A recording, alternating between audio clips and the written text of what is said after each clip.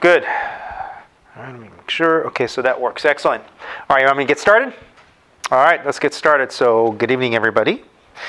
I know most of you, except for I apologize, I didn't catch your name. Kat? Okay, nice to meet you. So, a little bit of background before we get started into on the presentation. My name is Ilan Dar. I've been in the security space for quite a few years. As you know, the hair that's getting gray here is not just from age, but it's also from dealing with a lot of security events.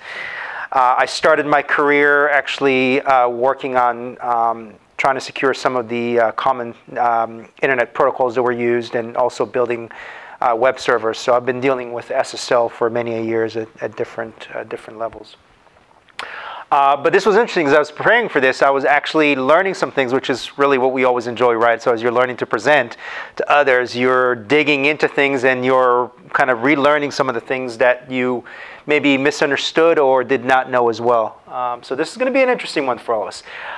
We started this presentation as just a basic discussion around browser security. And all of us assume that when we go on the internet and we're using our browser and we see the little padlock on our browser, that everything's copacetic, and the reality is that it's not. And so as we started building this presentation, we actually, I think, expanded beyond the idea of just the browser lock into many aspects of security as it comes to us browsing the web. And we may go into some diversions as we're going through to talk about some other things that are related. And so that would be kind of a good discussion, especially given some of the people that we have in this room. So it's going to be pretty exciting.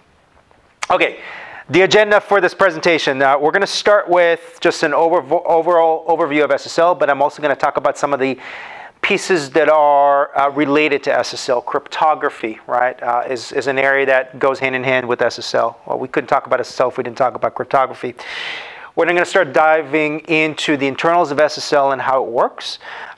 We'll switch over to talk about some of the famous attacks that have occurred on SSL, and as a result, how SSL has evolved over the years from 1995 when it first came into the market to where it is now.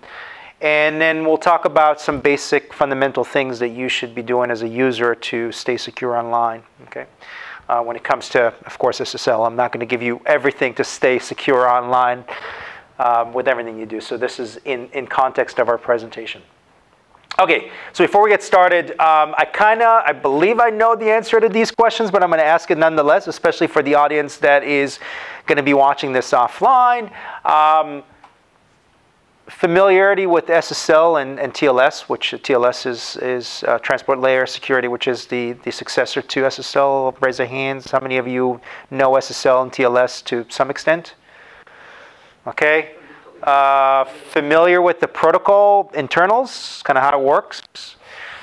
I know Steve knows, right. And how many of you are familiar with cryptography and more specifically symmetric and asymmetric? Okay, good. So if I say something wrong, feel free to raise your hand and go, I call bullshit on that one. All right, so let's talk about SSL in general. What is SSL, right? And this is I tried to keep this explanation as a combination of things that I found online and my interpretation of it. But its fundamental element is that SSL, or Secure Socket Layer, is a protocol that we use to secure network communication between two parties. And really what we do this is we use encryption to secure. And we'll talk about encryption, how that's done. But SSL isn't just about securing the communication in terms of the data. That's one element, or that's one tenet of it, right? It's the data privacy aspect of it. The other aspect of SSL is identity authentication. And we do that through the use of public-private keys, which we'll talk about in a little bit, and also something that we call certificates, right? SSL certificates that are very critical. The last part that we deal with is message integrity, and that's an optional element of SSL communication. Most of the ciphers that are used today for SSL communication do include some kind of what we call a MAC. It's basically an authentication, message authentication code that allows you to assert that the data wasn't changed midstream. from the time that it was sent to the time that it was received, that it was not mangled or changed in any way. And this is really important when you're dealing with man-in-the-middle attacks, which are very common and probably one of the biggest attack vectors that you have on SSL. I talked about TLS. I started touching on it. So TLS is a successor to SSL, right? So we went through SSL 1, we went through all the way to 3, and then we moved to TLS, and we're now just released the RFC for TLS 1.3, although not all browsers are supporting fully yet. Okay, and TLS really was the first time that SSL really didn't have any RFCs and any official defined and agreed upon standard from an RFC perspective. TLS really was where they set that up and dug into setting some of the standards that we're used to today. Okay, so cryptography. I'm going to take kind of a side route for a second and talk about cryptography. As we look at it, really cryptography is used as a means to encrypt and decrypt data. When we're encrypting data, we're taking readable data, what we call plain text, and we convert that into something we call ciphertext, which is essentially coded data that is intended to only be read by those people that have the right keys to be able to decode or decrypt, right? And decryption reverses the process of encryption. There are two methods of dealing with encryption, decryption. One method is what we call symmetric key or secret key encryption, which is we use the same key. We share a key and we use the same key to encrypt and decrypt. And then the other one is public key encryption, which is often referred to as asymmetric, where you have two different types of keys that are used, one to encrypt and one to decrypt. And there are reasons why we have those two methods and what they're good for, right? So let's take a quick example here just before we go into talking about symmetric and asymmetric key encryption to see plain text and ciphertext in real world use, right? So on the left here, we have some text that we can read. And then on the right, we have encrypted data here. It is still readable, but you can see that it's readable in terms of readable characters, but it makes no sense in any language that we speak, right? And so the key here, though, is that as we do this, when you go from plain text to ciphertext, whether using symmetric or asymmetric, you need to have the ability to go back from this encrypted ciphertext back into this mode right here. Okay. All right. Sorry, before I go into symmetric and asymmetric, there's another part that we want to talk about, which is really the use of ciphers, which is the algorithms that we use to encrypt and decrypt the data. And there are two methods of encryption, decryption, what we call block ciphers and stream ciphers. Block ciphers are interesting in that what you do is you take a key and you chunk your data into blocks of equal sizes, and then you feed each block through an encryption algorithm that's using the key to generate somewhat equivalent, but they're not necessarily going to be the same length blocks of ciphertext. The important thing here, and I was going to say the key here, but the important thing here is that the data, if block 1 and block 3 have the same text, block ciphers will generate the same ciphertext on the other end, right? Because it's performing the same level of encryption and decryption on that block using the same width, right, or the same length of the cipher elements. On the stream cipher side, it's different. On the stream cipher side, you actually take the full text and you are coding it, right? One bit at a time or one byte at a time. You essentially, as you're reading through, you can kind of think of it as going through and it's being coded as a stream. And the important thing here is that, well, while we talk about, for instance, block 1 and block 3, if they have the same text, you will end up with the same ciphertext. The way stream cipher works is there's actually a bit of random bits that are generated as a result of taking the key and some other elements. And so if you have the same text at the beginning and the same text in the middle, it will not end up looking the same on the cipher side, right? That's the great thing about cipher. Stream cipher is also a lot faster. Block cipher has some really good qualities to it as well that we're not going to talk about because it's outside the scope of this discussion.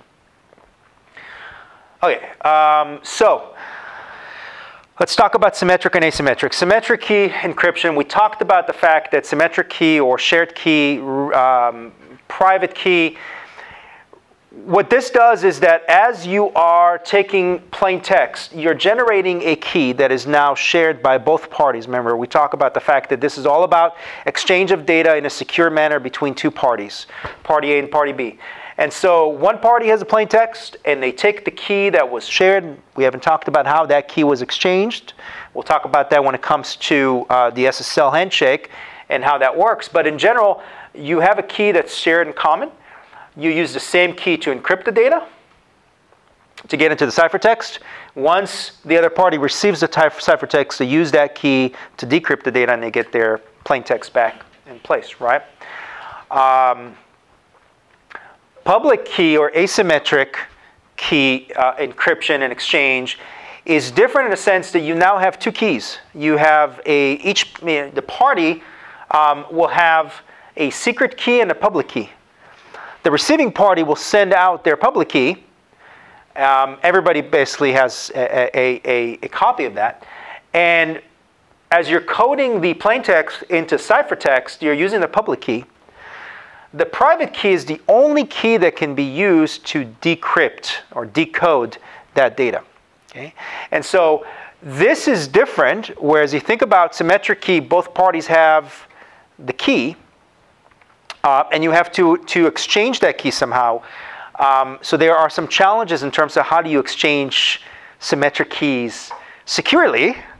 And whereas with asymmetric or public key, I really don't care if I'm the receiving party who has my public key, because the only thing that I care about is maintaining my private key secure, right?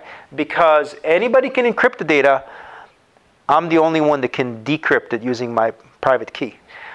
Something interesting about the use of public key encryption, you can actually use it in reverse fashion to where you're going to encrypt something using your own private key and send it out. Anybody can decrypt it and read it, but because you're the only possessor of your private key, you're actually using that for assurance that I'm the person that sent this message, right? So it's called non-repudiation, for those of you that are familiar with that term, which basically means if I'm the only possessor of the private key and I send it out, a message that's encrypted with the private key and everybody can decrypt it, the fact that you were able to decrypt it and read it says that it was encrypted with the private key and I'm the only possessor of it, therefore I'm the only person that could have sent that message, okay? So that's called non-repudiation. Sometimes you'll also hear that people use both. They'll encrypt a message using their own private key, wrap it up in someone's public key, so then the other party is the only one that can read it, but they can also be assured that you were the one that sent it. So it's a very interesting use of asymmetric key.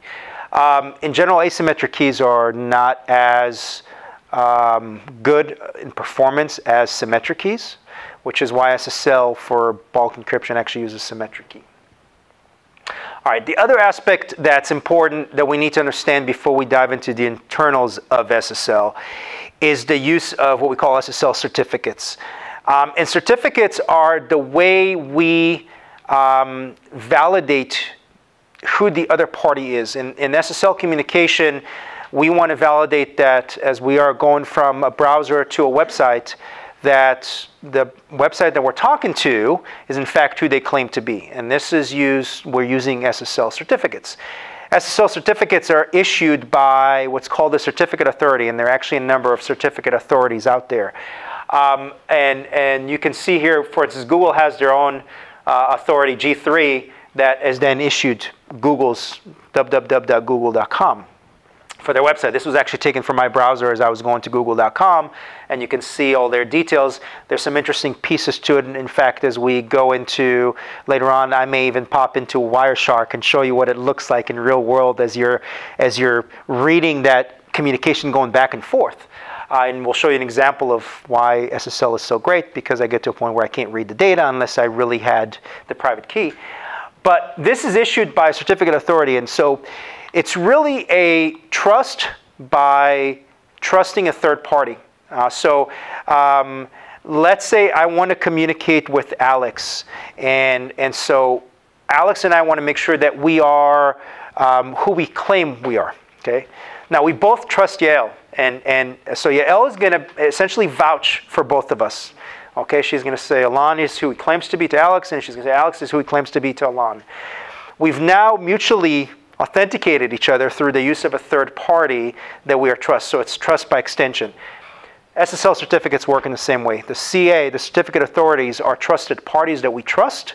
They will issue these certificates to parties, and then when we go into the website, we of course see these certificates, and they can only be used and issued for a specific website or a set of websites, and so this is important. The other part to it is that the certificate also includes the public key information for the party that we're talking to, right? And so this is important. In SSL, there's the concept of mutual authentication. We can mutually authenticate the client and the server, but normally what you will see, because most of you, when you're on your browser, you don't have your own SSL certificates that you use. We normally only deal with server authentication, which is a server as part of the process saying that they are who they claim to be. And that's a critical, important piece that we want to deal with. Okay, so that's high level. Now we're going to start taking a step further down and talking about SSL internals. SSL has two parts to it. There's the handshake, and then there's the record exchange. So the handshake protocol, which occurs at the beginning, when you're in your browser and you type in the address of www.google.com, then you have that HTTPS, right? HTTP hypertext, right? It's the language, or it's the protocol that we use to communicate from browsers to web servers. S means secure. That means SSL is in play. As soon as the browser sees you typing in that, it's going to start the negotiation. And the client, the browser, is going to go in. It's going to exchange. There are a couple of things that are going in there. It's going to, in essence, exchange some information in order to decide on a shared key that's going to be used for the encryption of the data, right? And it's going to do an exchange of the certificate, okay? At a minimum, the server is going to send its own certificate, right? The client generally will not do that. Those two things are very important as part of the handshake. Let's take a look at it as we kind of go into more of the flow in a bit more detail, okay? So the first thing that happens in the handshake protocol is the client's going to say, hi, I'm here. And the server says, hello, here's my certificate, right? In here, the client's going to give some details to the server. It's going to give some random information. It's going to give its list of supported cipher suites, right? The different algorithms it's going to support for encryption. The server's going to come back with a certificate. It's going to say, this is what I support. So we're going to kind of come to an agreement, and I'm done. If the client's okay with what the server has sent, it's going to then go, it's key exchange, right? And the key exchange here, really what's happening is, as the client sends some details to the server sends some details to the client, along with its public key. The client takes that information using an agreed upon, what we call kind of a master key, and then it's encrypting the information over to the server. At this point in time now, the server uses the master key that was shared from the client, the random information that was sent initially, to construct, right, a shared key that will be used for the remainder of the session to exchange data. Now what's important here is talking about the server-client key exchange. So this is happening using public key encryption and decryption. And the important part to that is that as the client is sending the master key, which is essentially the key that's going to be used to determine the session key, right, the symmetric key that we're going to use for data exchange, it's encoding the master key, right, using the server's public key information that it got when it received the certificate. So the server is the only one that can actually read that data on the other side and construct using that master key and the other random information to